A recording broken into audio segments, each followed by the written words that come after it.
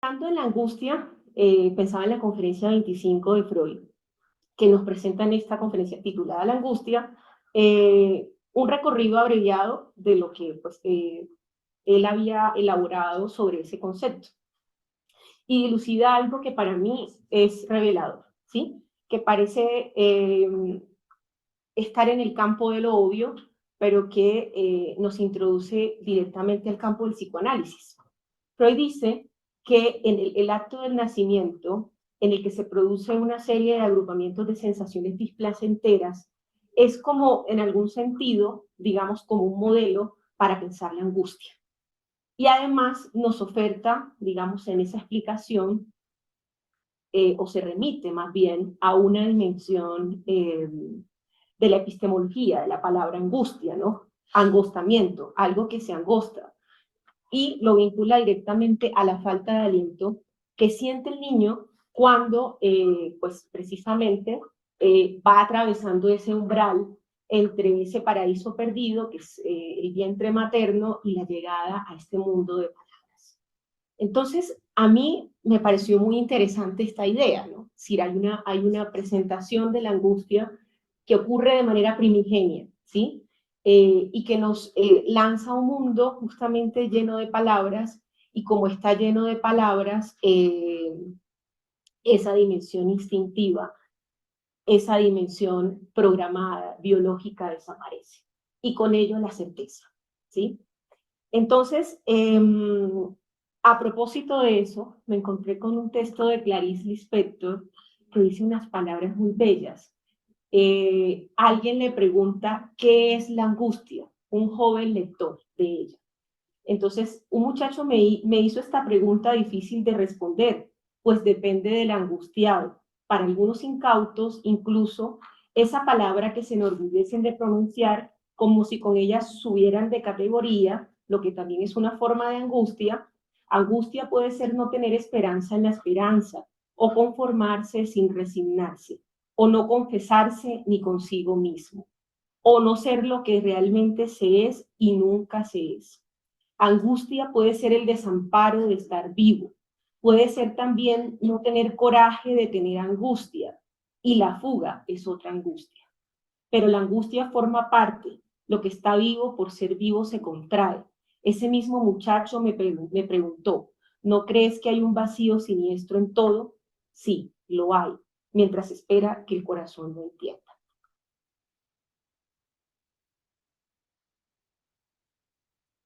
Este año, el Foro del Campo Lacaniano de Bogotá, en su jornada anual, se interpela por los tiempos de la angustia, cómo hacerla hablar. El título juega con las palabras, nos recuerda al menos, así es para mí, ese tiempo en el que todos fuimos poetas, tiempo en el que el placer de las palabras empezó suspendido en un laleo y luego fue tomando la forma de la comunicación, en el que las palabras aparecían más delineadas en el horizonte de la vida.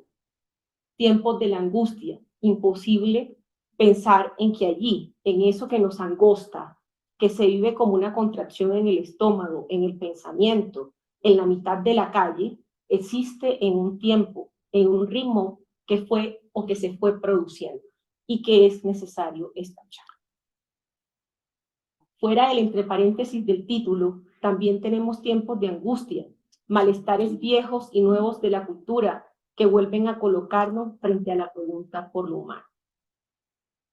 Con esto, pues quiero dar como la bienvenida y la apertura a este espacio que sigue siendo un espacio de interpelación, de trabajo, y nos sentimos muy contentos de nuevamente tenernos aquí, digamos, dentro de la universidad, interpelando un concepto que, como dije al comienzo, tiene una dimensión clínica, social y ética insondable. Entonces, bienvenidos sean todos.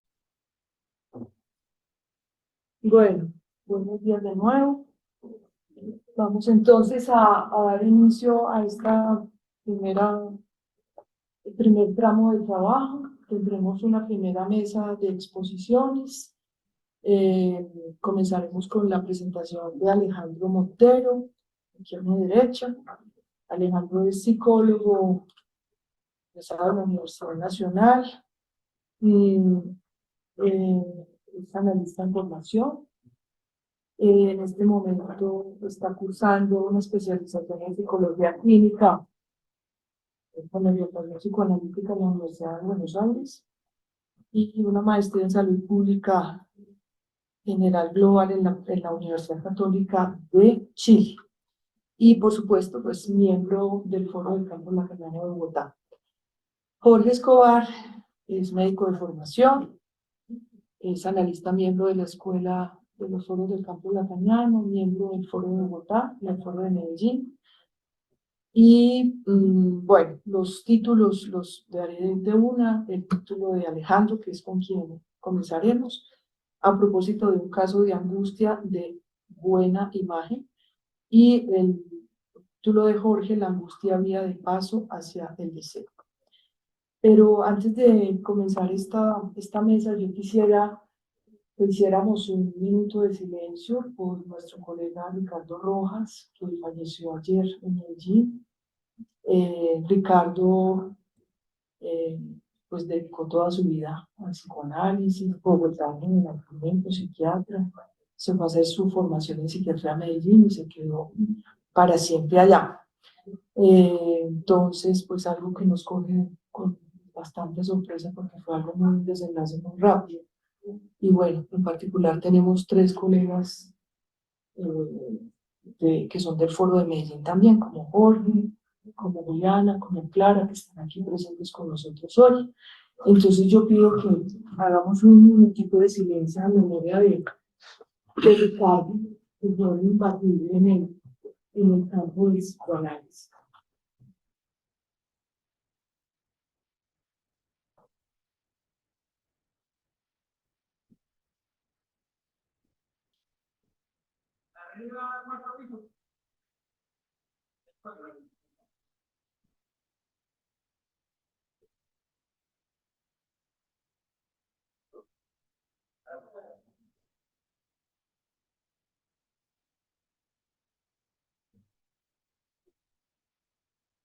Entonces, le doy la palabra pues, a Alejandro, primero que todo.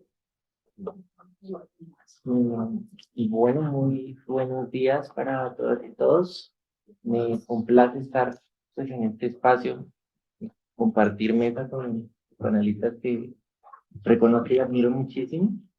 Y pues tener el honor de ser presentado por Gloria, que ha sido mi mentora en todo el proceso de entrada en el mundo del psicoanálisis, y que justamente pues a mí y a otros nos ha enseñado de la importancia de aterrizar la teoría psicoanalítica a la clínica, que es una apuesta, como decía Catherine hace rato, incluso política, y la medida que es la apuesta por el rescate de lo subjetivo, ¿no? De cómo vemos en las ciencias sí, pues esta tendencia desde el diagnóstico, desde el modelo biomédico a universalizar, querer pretender universalizar el sufrimiento. Entonces consideramos que pues esta vuelta a la clínica, de aterrizar todos estos conceptos psicoanalíticos que a veces son tan difíciles de aprender, pues es una apuesta bastante valiosa y que reconoce el valor del malestar del sujeto y de todo lo que puede decirnos, ¿no? Entonces, bueno, mi texto se llama Propósito de un caso de angustia de buena imagen. Tiene como objetivo justamente esa articulación teórico-clínica desde un caso que refleja la experiencia de un paciente mío en consulta privada en relación con la angustia, la imagen y el gozo. A través del análisis de esta viñeta, trato de explorar un poco de cómo la angustia puede manifestarse y cómo se relaciona con algo del orden de la imagen, tanto que esta última se configura como una dimensión fundamental en la estructura subjetiva del paciente. Para ello voy a trabajar en una articulación con algunos de los desarrollos de Jacques Lacan a la altura del seminario 10, el seminario de la angustia. Y bueno, paso al recorte clínico y después algunas consideraciones personales. Tiene dificultades para relacionarse socialmente, si bien mantiene unas relaciones familiares y de amistad estables.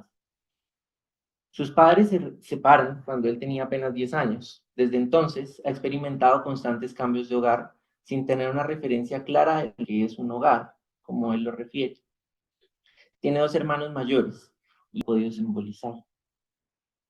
El castigo pareciera ser esa forma de restablecer la falta en el otro, de marcar un límite claro que permita que el deseo pudiera seguir funcionando. Se observan maniobras fuertes para no exponer esa posición agresiva, que no reconoce como suya.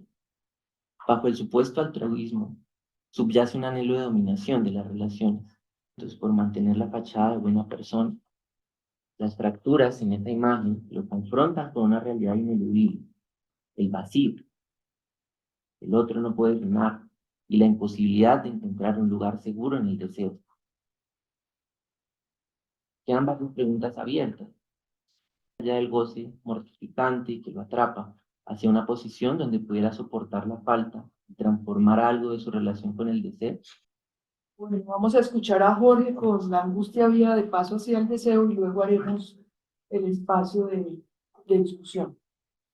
Jorge, dale. Bueno, muchas gracias. Gracias al Foro de Bogotá, la Universidad Uniminuto, a las profesoras Catherine y Claudia por la organización.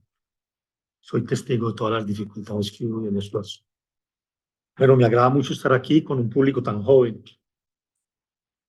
El psicoanálisis necesita de deseo para que el psicoanálisis subsista. Y creo que la angustia es un hecho clínico actualizada en los tiempos de hoy, que van a ser cada vez más necesaria la presencia del psicoanalista en el mundo. Este es el esfuerzo de un trabajo de lectura del Seminario 10 que hemos realizado durante un año en Medellín y lo titulé La angustia vía de paso hacia el deseo.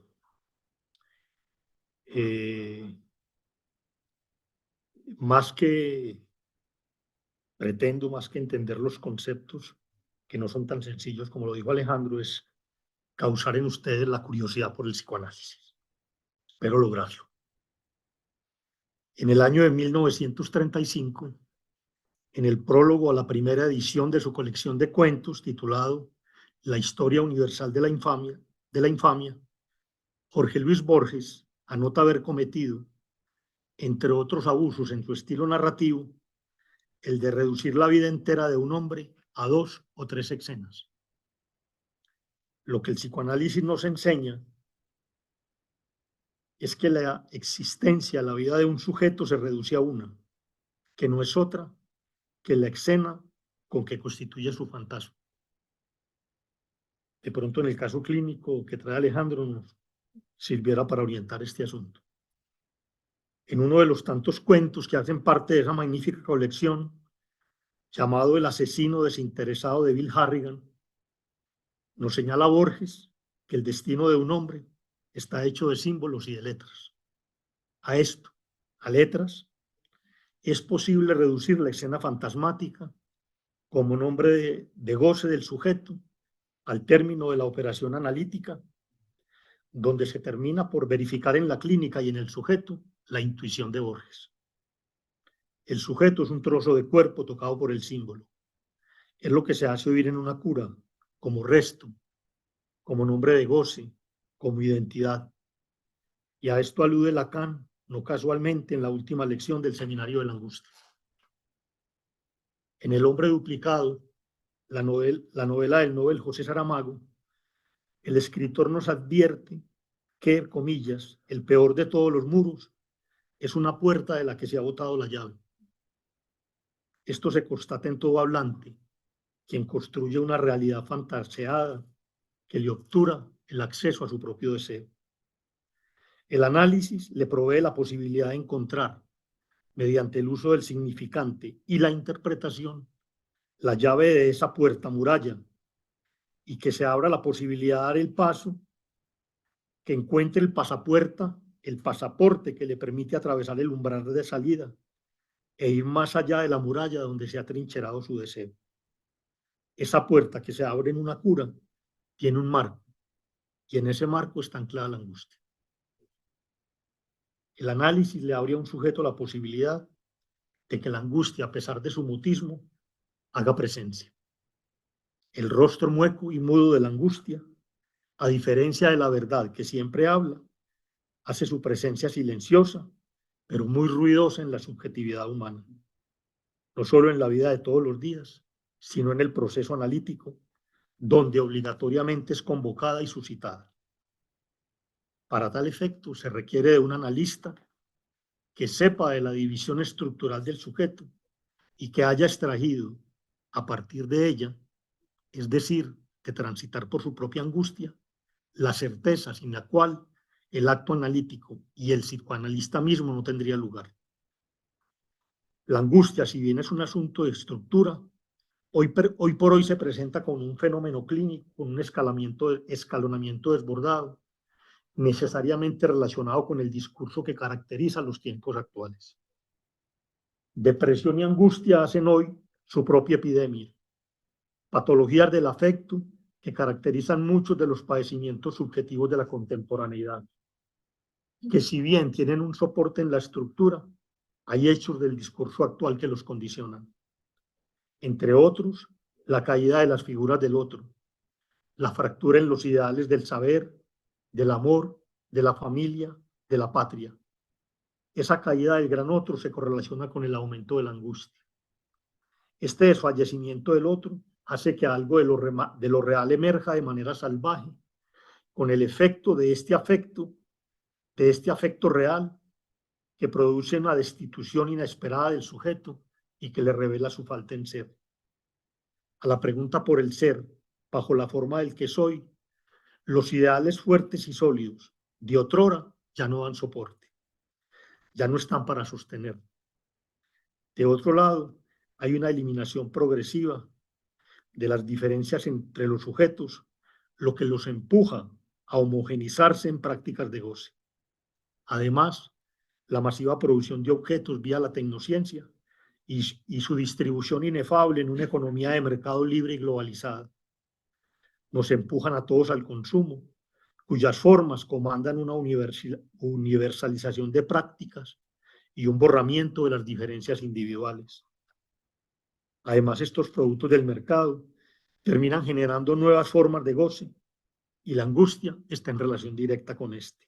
Es como lo que, o cómo se hace esa separación del analista que está como tratando, el mismo sujeto que está en el proceso analítico, cómo dilucida esa separación si cabe el término.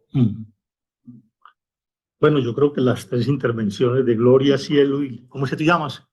Adolfo, están en la misma vía.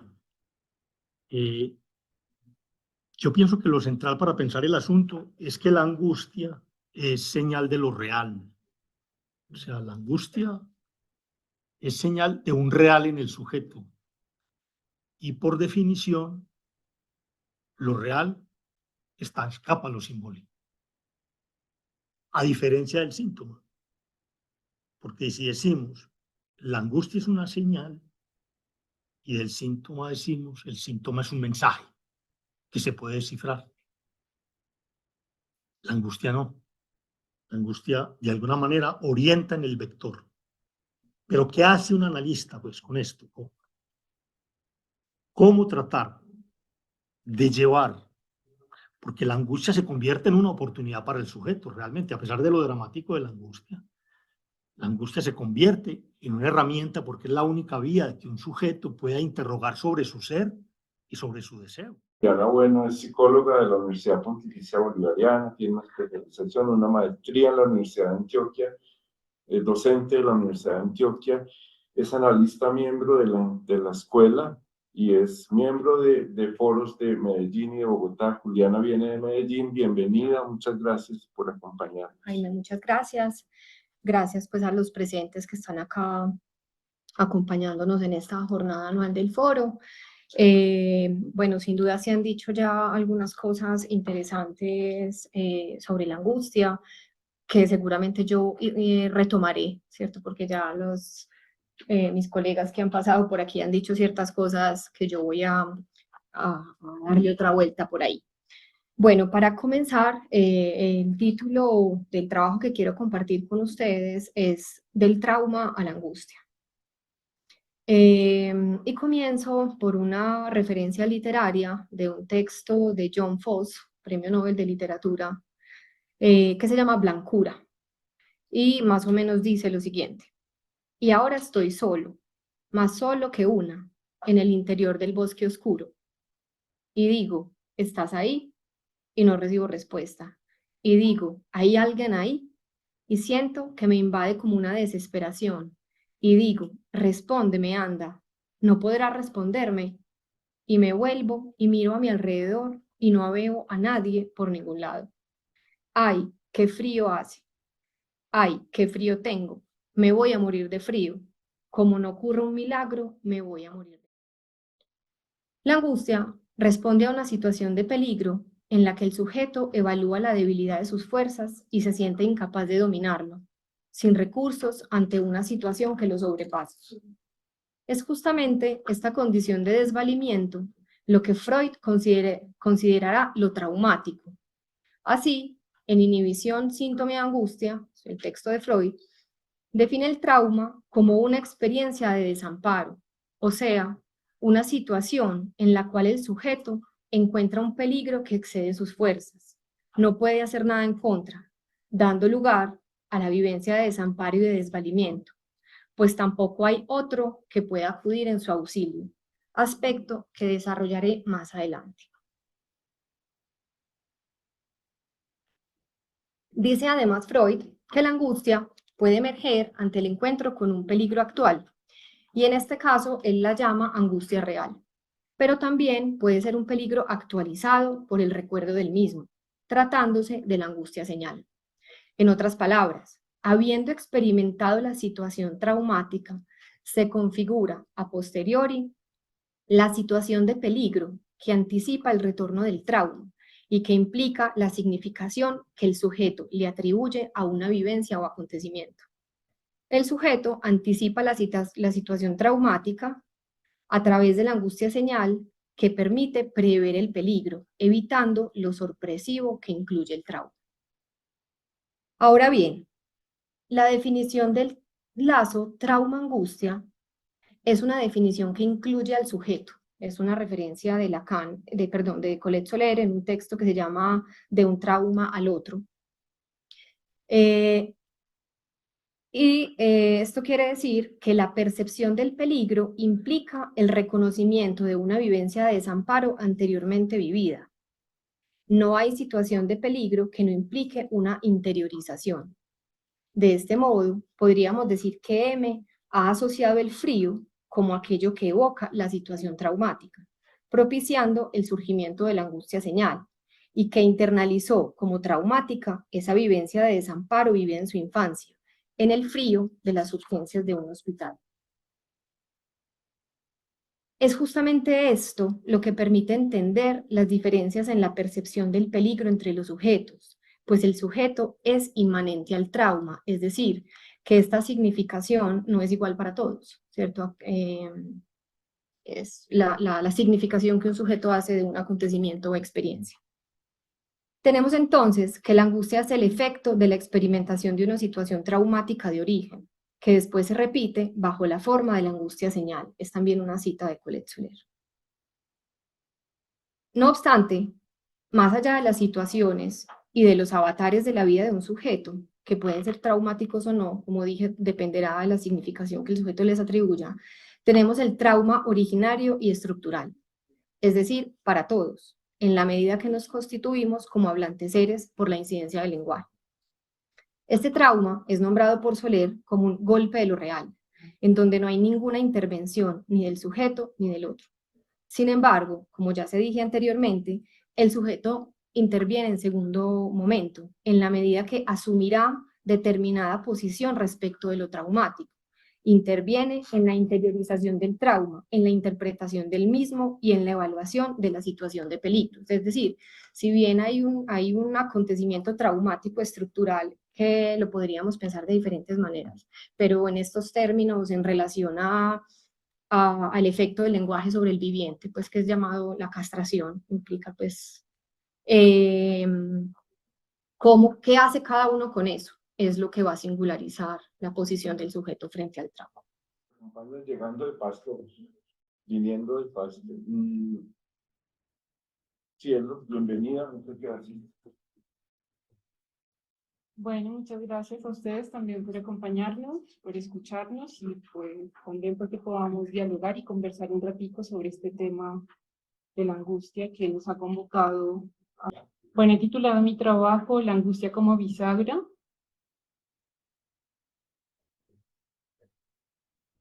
En este caso, la pregunta para mí sobre la angustia era cómo nos orientamos los analistas ante este hecho. Que es preciso, por lo tanto, responder para mí esa pregunta, ¿no? Surgió en un momento con varios casos donde, bueno, era necesario para mí responder, ¿no? ¿Cómo hacer allí? Cuando algo de la angustia aparece, ¿qué hacer? ¿Cómo responder? Y cómo hacer, ¿no? Entonces, bueno, frente a la angustia a mí particularmente me aparecían algunas cuestiones que surgían, algunas preguntas, que era, por ejemplo, en algunos casos, qué era lo que había producido que un paciente se haya angustiado, ¿sí?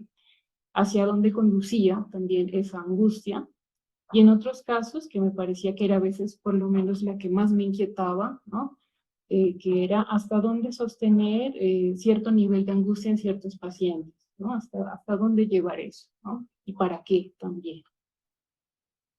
Entonces, es decir, que hay algo de la angustia como hecho clínico que no es claro para el analista de entrada. Y si bien el análisis personal conduce a confirmar en carne propia esto que dice Lacan, de que la angustia es un síntoma tipo de lo real, esto de lo real, digamos, es muy singular para cada uno. Atañe a lo más singular, por lo tanto es sustancial interrogarnos no solo cómo se manifiesta fenomenológicamente la angustia, es decir, que es expresiones, cómo se expresa, ¿no? La angustia en la clínica, sino también además de qué viene a dar cuenta esa angustia cuando aparece, ¿no? Entonces, la angustia, por lo tanto, considero que es indispensable, digamos, para pensar la clínica, pues la angustia es estructural, ¿no? Entonces, también importante aclarar por qué esto, ¿no? ¿Por qué es importante? Y si decimos que es estructural, ¿qué quiere decir que sea estructural? ¿Sí? Entonces, digamos que hablo de una pregunta que me parece que siempre está viva en el consultorio, ¿no? Cuando la angustia aparece, porque justamente si decimos que es estructural, también implica que en algún momento de los análisis o de los procesos los pacientes se angustian, ¿sí? Entonces, bueno, es pensar un poco cuáles son las coordenadas de esa angustia en el sentido estructural y que están en relación a la entrada del sujeto en el lenguaje, por lo cual Lacan se vale para explicar esta entrada del sujeto en el lenguaje del esquema de la división que encontramos en el seminario 10 y que determina el tiempo del advenimiento del sujeto en el lugar del otro bajo la pregunta del "che vuoi". ¿Qué deseas? ¿Cómo me deseas? ¿Qué soy para ti? ¿Cómo me quieres? Bueno, ¿no? Las traducciones que a veces adquiere esta pregunta. Este tiempo inaugural, tiempo en el que el infans carece de palabra y también de una imagen que lo defina, y que nacerá a partir del reconocimiento que le brinda el otro primordial. Así pues, el auxilio del otro y su reconocimiento marcan también un lugar en el deseo de ese primer otro, lugar en el que el infans o el ser vivo se inscribe dejando un resto, pues no todo entra en esa operación, que es justamente lo que abre la posibilidad de la dimensión deseante del sujeto en ciernes. Ahora bien, Lacan dirá que la traducción subjetiva de este resto, de ese objeto que cae de alienarse al otro, llamado objeto A, es la angustia. Es la única traducción subjetiva, ¿no? En adelante, entonces, aquello que da cuenta, este objeto, queda como pérdida, ¿sí? Marca algo de la falta de este objeto que permite la constitución subjetiva que pasa por ser el deseo del otro, por ser deseado por el otro, ¿sí? Y por lo tanto, entonces, este objeto resto, que no entra en la dimensión del otro, habilitará el deseo, mientras que su exceso marcará la asunción de un goce que obtura la posibilidad de desear. Así pues, la angustia desde los tiempos constitutivos del sujeto quedará ubicada entre goce y deseo, ¿sí? Esta segunda parte de mi presentación se llama la bisagra, la puerta y el picaporte. El hombre siempre buscó unir lo real al juego de los símbolos. Escribió cosas en las paredes, imaginó inclusive cosas que se escribían solas en las paredes. Puso cifras en el sitio donde se detenían a cada hora del día, la sombra del sol. Pero finalmente los símbolos siempre quedaban en el lugar donde estaban destinados a estar, sumergidos en ese real. Podía creerse que no eran más que su marcación, dice Lacan en el seminario 2 en su clase Psicoanálisis y Cibernética. Esta frase que acabo de leer, donde Lacan viene hablando, me parece a mí como de un esfuerzo de cómo el hombre se esfuerza, digamos, por inscribir algo de lo real, ¿sí?